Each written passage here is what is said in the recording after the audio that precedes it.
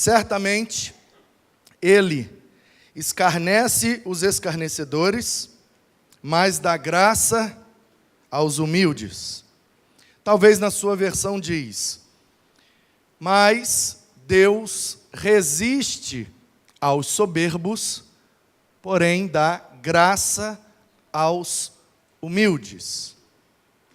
Ou ainda, numa outra versão, ele resiste aos soberbos e concede graça aos pacíficos. Algumas versões possíveis para a tradução desse provérbio.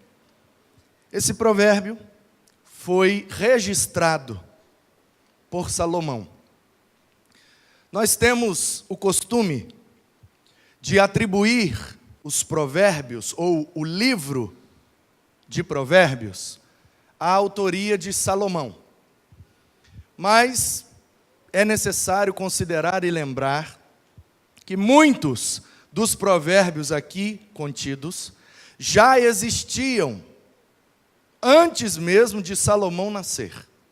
Portanto, o que Salomão fez, na verdade, foi agrupar, foi colocar os provérbios de maneira organizada e registrar esses provérbios.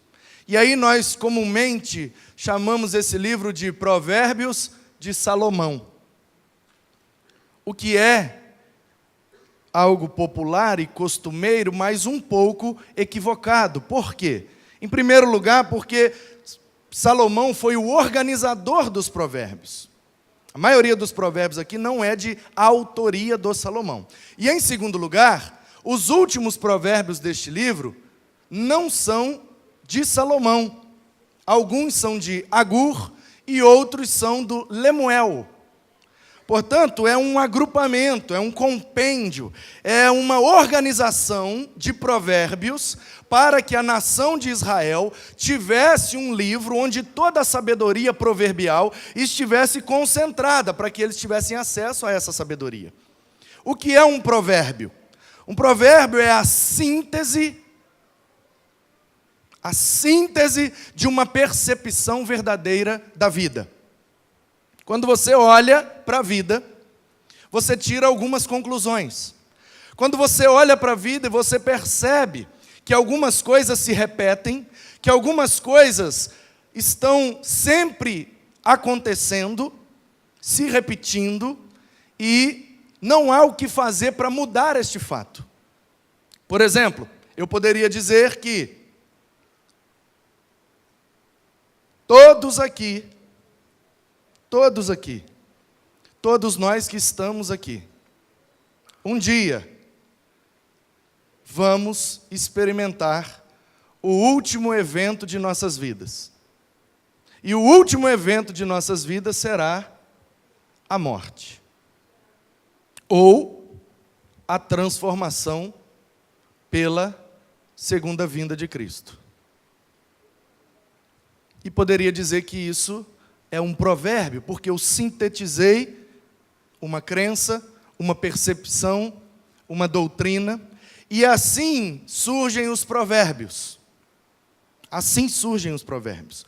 Quando, na observação da rotina, do dia a dia, alguém começa a pensar sobre aquela situação, aquela demanda, aquela circunstância, e começa então a fazer um conjunto de percepções daquela situação. E aí ele vai sintetizando, resumindo, sintetizando, até que aquela grande percepção se torne uma única frase. A esta única frase, uma sentença curta de uma grande percepção da vida, damos o nome de provérbio. Os chineses são pródigos em provérbios. Os povos orientais têm esse costume em sintetizar a sabedoria em provérbios. Portanto, muitos provérbios já existiam no tempo de Salomão, provérbios orientais, e se você não sabe, a Bíblia, todos os homens da Bíblia, principalmente os do Antigo Testamento, são todos orientais, porque viviam todos no Oriente Médio, na Palestina, ou nos arredores dela. Abraão vem de Ur dos Caldeus, é Oriente. Todos os seus descendentes, da mesma forma.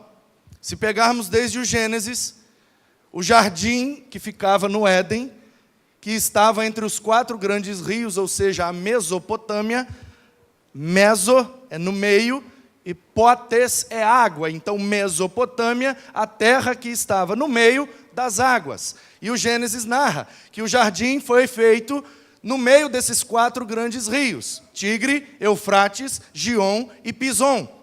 Daí o nome Mesopotâmia, no meio das águas. Onde fica a Mesopotâmia? No Oriente. Então, a Bíblia é um livro escrito pela perspectiva oriental. Nós, no lado ocidente do planeta, nós que somos ocidentais, influenciados em muito pela filosofia grega, nós não temos o costume de produzir provérbios. Porque a filosofia grega, ao invés de sintetizar, ela quer maximizar a percepção, e aí então os filósofos começam a pensar e produzir aquele pensamento acerca das percepções da vida. Então, o livro de Provérbios, ele é esse compêndio, ele é esse agrupamento de expressões curtas que trazem uma grande percepção da vida. A isso damos o nome de sabedoria. Então, Salomão, que pediu sabedoria a Deus, Salomão, como alguns dizem, foi o homem mais sábio da Bíblia. Ele conhecia os provérbios, decidiu colocar no papel, provavelmente papiro, esses provérbios, e que foram acrescidos dos provérbios de Agur e de Lemuel. Esse é o livro de provérbios que está na nossa Bíblia. E um desses provérbios, uma dessas sentenças curtas, objetivas, que trazem uma grande percepção sábia da vida, é esse que nós acabamos de ler, que Deus resiste aos soberbos, que Deus escarnece dos escarnecedores, que Deus não se agrada daqueles que vivem se achando mais do que devem. E aí, eles então são, entre aspas, no sentido do provérbio, rejeitados pelo Senhor. Em contrapartida, diz o provérbio, e isso aqui é um provérbio antitético, onde vem a síntese na parte A e a antítese na parte B, de contraste, como que uma coisa contrastada com a outra traz a percepção que nós devemos ter. Deus resiste aos soberbos, parte B, mas dá graça aos humildes. Uma é a tese, a outra é a antítese, que na verdade se complementam. É uma complementação da mesma percepção. Da mesma forma que Deus resiste ao soberbo, Ele também dá graça ao humilde. E aí a palavra-chave aqui, na minha leitura, é a graça. Nós estamos nessa série, que se chama Movidos pela Graça, que é o tema da campanha de missões nacionais deste ano. Movidos pela Graça. Juntamos com o tema do nosso aniversário de 25 anos e ficou Movidos pela Graça, com firmeza, constância e abundância. E a Junta de Missões Nacionais escolheu esse tema. E o tema da graça é um tema muito pertinente. E o que eu tenho falado constantemente é que nós temos a equivocada percepção de que o Antigo Testamento só se refere à lei e que o Novo Testamento, então, é a graça. E que, numa espécie de embate, o Antigo Testamento, que traz a lei, está embatendo contra o Novo Testamento, que traz a graça.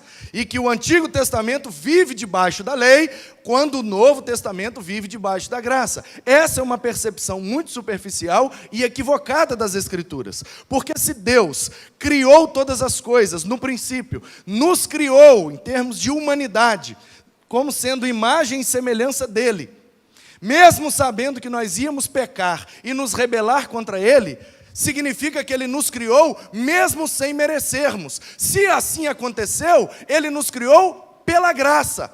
Portanto, não existe a ideia de que Deus é lei e de repente Ele virou graça. Não são dois deuses. Marcion é um cara do final do primeiro século, início do segundo século, que por volta do ano 144 percebeu essa discrepância, segundo ele, e disse que o Deus do Novo Testamento era um Deus de amor e que deveríamos então tirar da nossa Bíblia o Antigo Testamento, porque o Deus do Antigo Testamento é mau, é perverso e é legalista. Mas o Novo Testamento é aquele que revela o Deus de amor, o Deus de toda a graça. E essa percepção, ainda que equivocada, foi usada por Deus para a produção do que nós chamamos hoje de Novo Testamento.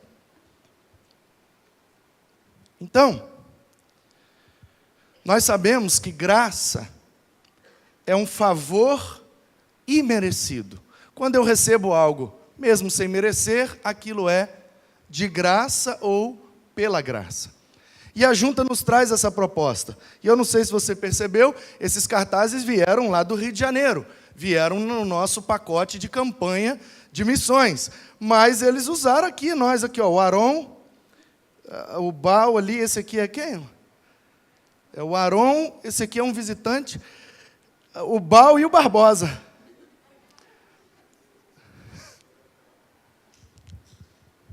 Estamos em casa. Pois bem, eu quero pensar com vocês que Deus dá graça aos humildes, porque os humildes têm uma postura que condiz com o que Deus fez na humanidade. E eu explico. Não temos aquele aparato de ilustração não, né?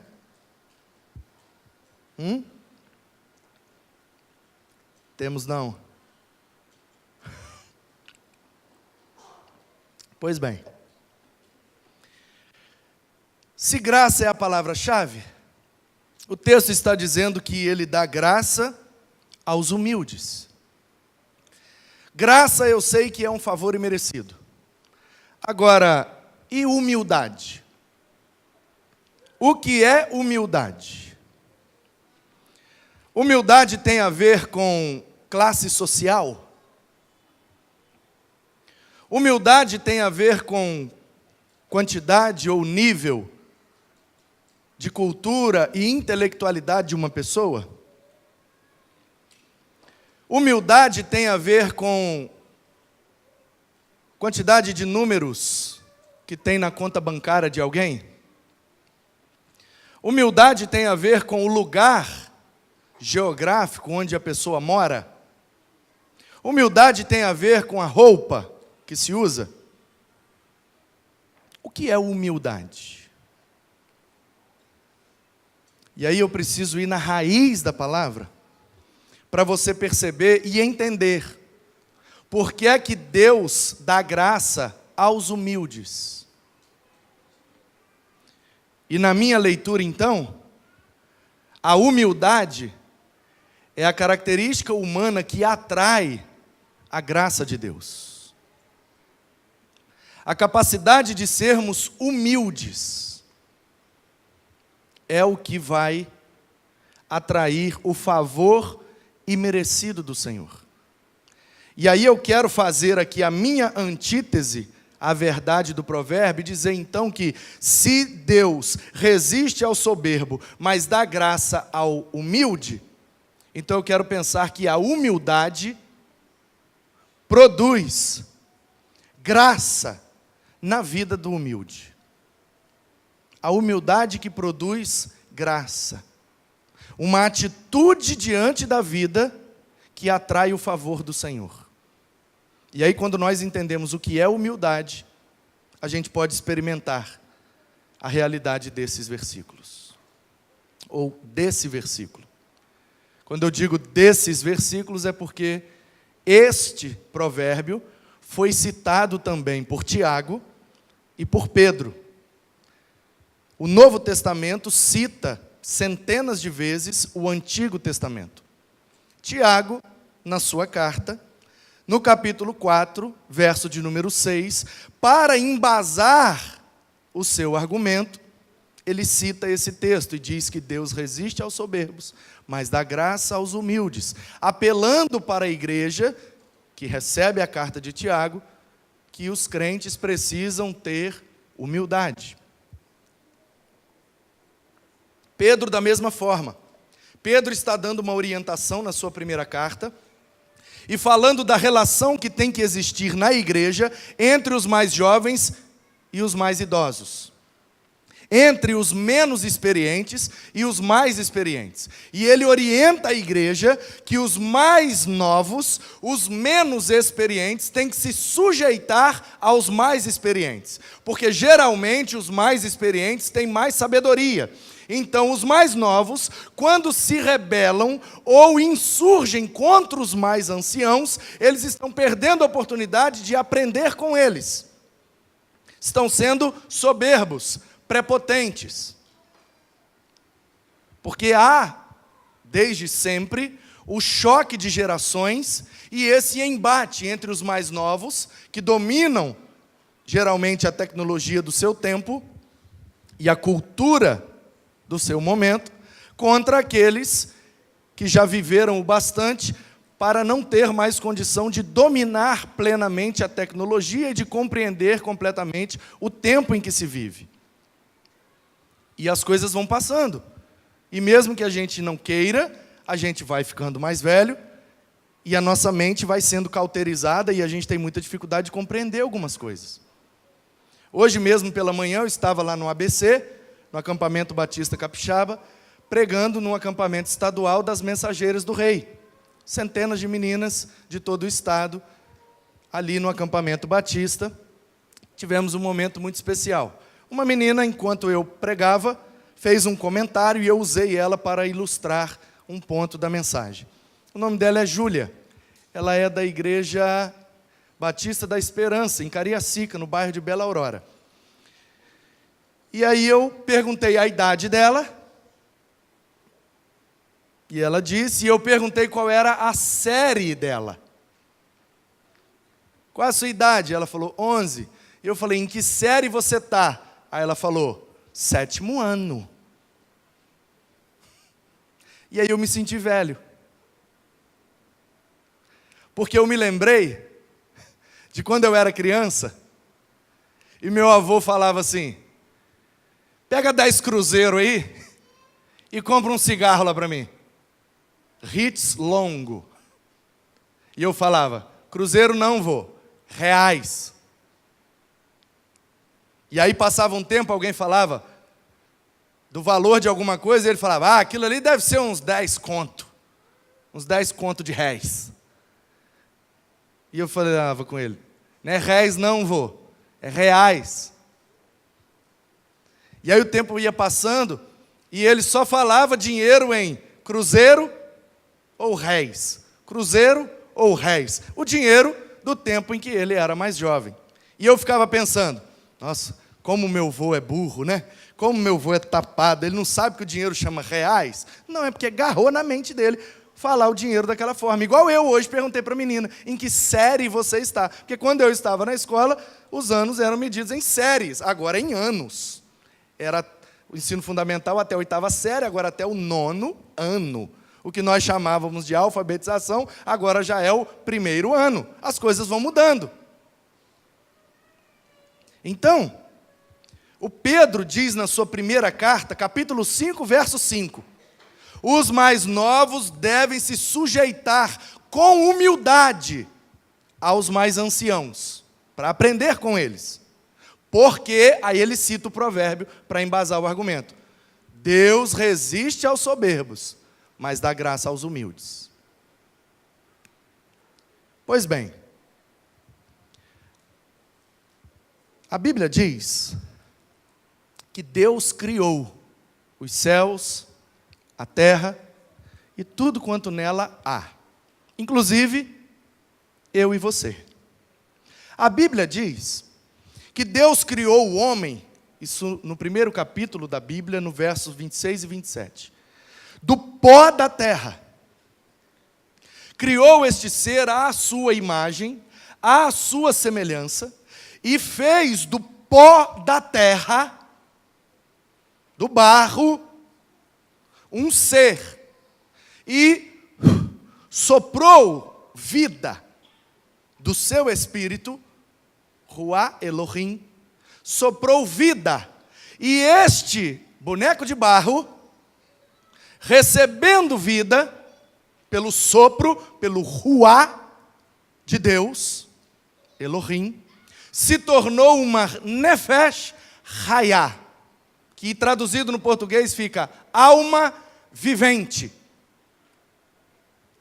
Era só um boneco, agora é um ser vivo. A este ser, nós damos o nome de ser humano. Por que é que nós nos chamamos seres humanos? Ser significa que temos vida, independência e autonomia. Somos um ser. Humano vem de uma palavra grega que pode ser traduzida por terra ou barro, que é a palavra humus. Portanto, ser humano significa uma vida autônoma e independente dentro do humus, o barro. Ser humano. O sopro no humus, no barro. E aí uma vez, já contei isso aqui, mas vou contar de novo, porque sempre tem gente nova. O casal da menina do olho verde não escutou essa história, por exemplo. Uma vez, eu estava numa faculdade, fazendo um curso de pós-graduação, e o professor, em toda a aula, deixava bem claro que ele era ateu.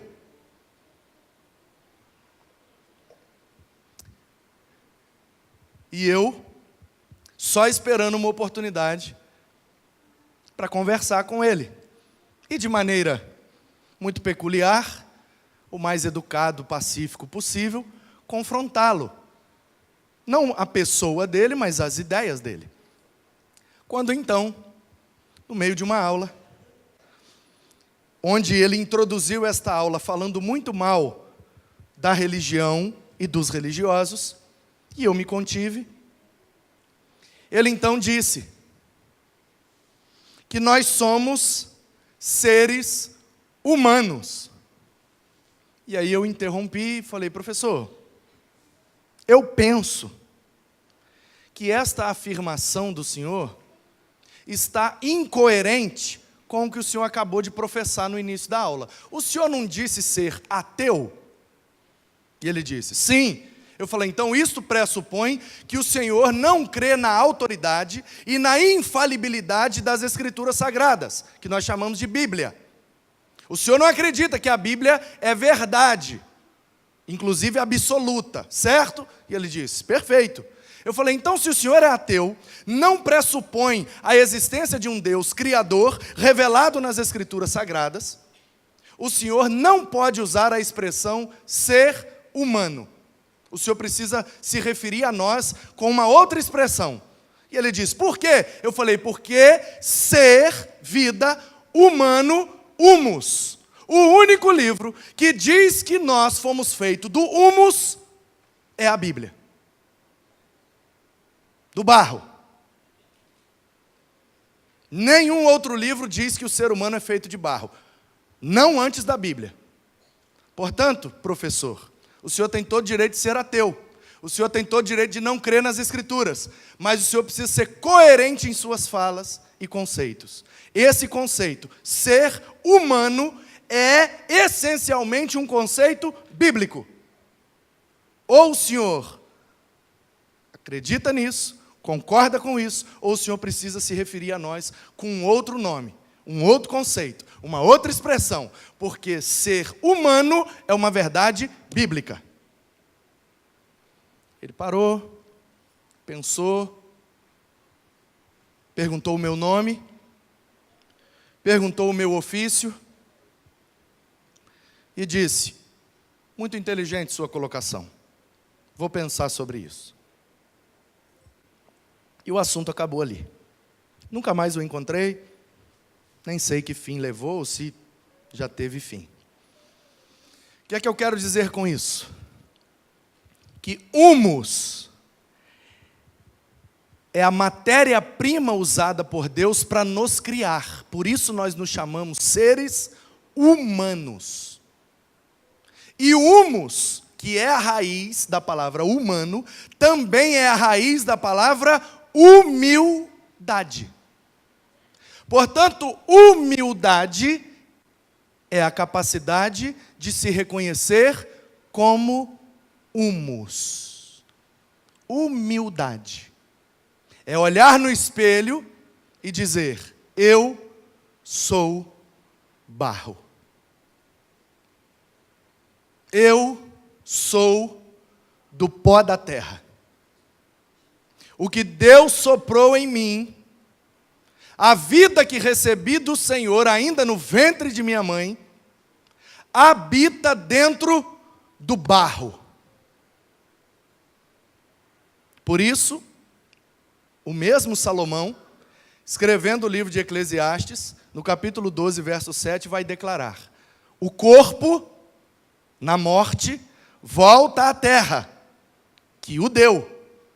O espírito volta a Deus, que o deu. É como se na morte existe a separação dos dois elementos que formam um ser humano. Um elemento material e um elemento imaterial, ou espiritual. O que é matéria, volta para a matéria. O que não é matéria, volta para a sua fonte de origem, que não é matéria. Portanto, o corpo, que é matéria, que é humus, volta para o humus, volta para a terra. E o espírito, que não é matéria, volta para a sua fonte de origem, que é o Senhor. E o escritor de Hebreus vai embasar, concordar e endossar essa fala quando diz que é dado ao homem morrer uma só vez, vindo após isso o juízo. Ou seja, morri aqui, separou o que é matéria do que não é matéria. O que é matéria fica agarrado aqui no Cronos, o que não é matéria sobe para o Kairos, não sei se sobe, porque não sei se está embaixo ou em cima, não tem lado nem a geografia, mas vai à presença de Deus, que é a sua fonte de origem, para receber o juízo. A Bíblia diz em Romanos capítulo 8, verso 1, que aqueles que estão em Cristo não há condenação. Portanto, assim nós cremos. Portanto, assim nós vivemos. Então, nós temos o direito de encher a boca e dizer: nós somos seres humanos. Vida dentro do barro. Vida dentro da terra, e não somos nada além de barro. Caixão não tem gaveta. Nada do que ganhamos, nada do que conquistamos, nada do que conseguimos nesta vida vai conosco para virar humus novamente. Mas nós viramos humus. E aí, meus queridos? Humildade, então, é a capacidade de se reconhecer como humus.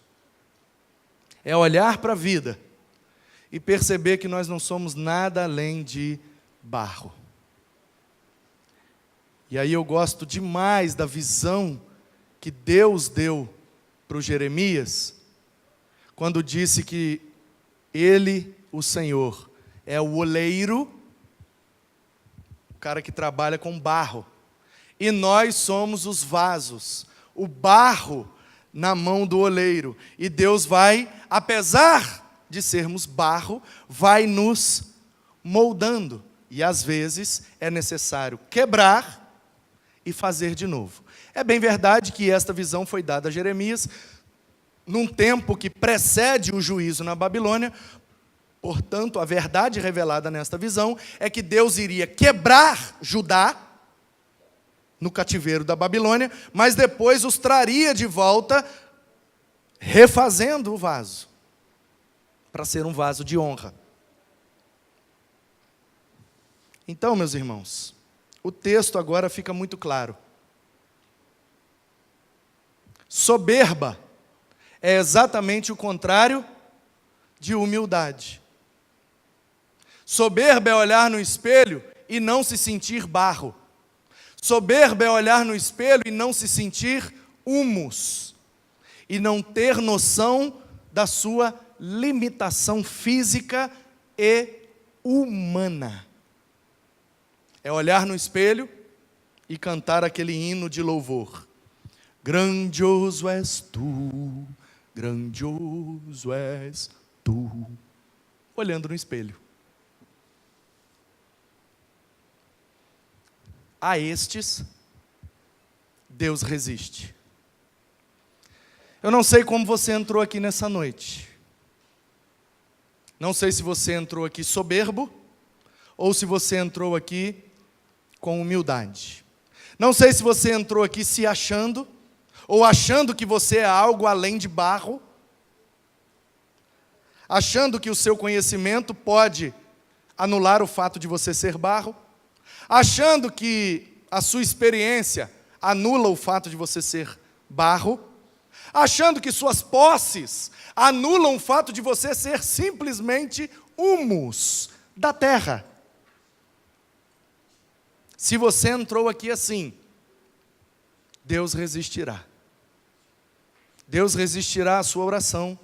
Deus resistirá o seu clamor. Deus resistirá a sua adoração. Deus resistirá tudo aquilo que você fez aqui nesta noite, porque a Bíblia diz que Ele resiste aos soberbos. Mas se você entrou aqui nesta noite, reconhecendo que você é barro, reconhecendo que você é pó da terra, reconhecendo a sua limitação, reconhecendo que você não merece nada, reconhecendo que você tem falhas. Quando nós, na presença de Deus, reconhecemos a nossa humanidade, Deus sonda o nosso coração e extrai de nós o que a Bíblia está chamando de humildade.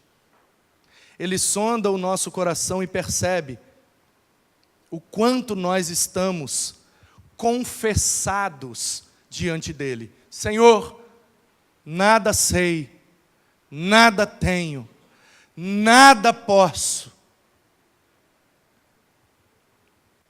A estes, Ele concede a graça. Por isso que muitos de nós andamos pela vida, clamando pelo favor do Senhor e não o recebemos, porque clamamos com atitude soberba, porque somos altivos, porque diante de Deus a gente acha que merece alguma coisa. A estes, Deus resiste. Mas quando nós nos quebrantamos, quando nós nos humilhamos, nos colocamos na posição de humus. Quando nós nos reconhecemos como um simples vaso de barro. É bem verdade que dentro desse vaso tem um conteúdo muito precioso, que é a vida, soprada pelo poder do Espírito do Senhor. Mas ainda assim, esta preciosa vida habita no humus, habita num corpo de barro, habita num corpo limitado, habita num corpo deficitário, habita num corpo tendencioso ao pecado. Quando nós percebemos isso, a gente exclama, como exclamou o apóstolo Paulo: eu sou o pior dos pecadores. O bem que eu quero eu não faço, mas o mal que eu não quero está sempre diante de mim. Dos pecadores, eu sou o pior. Quem falou isso foi o apóstolo Paulo, o maior plantador de igrejas de toda a história da igreja, e ele escreveu somente metade do Novo Testamento. E aí diante desta declaração, eu me sinto o quê? Menos que o barro, ou seja, aquele que vive se alimentando do barro, o verme. Porque se o apóstolo Paulo é barro, se o apóstolo Paulo é o pior dos pecadores, se o apóstolo Paulo não presta, se o apóstolo Paulo não faz o bem que quer, que sou?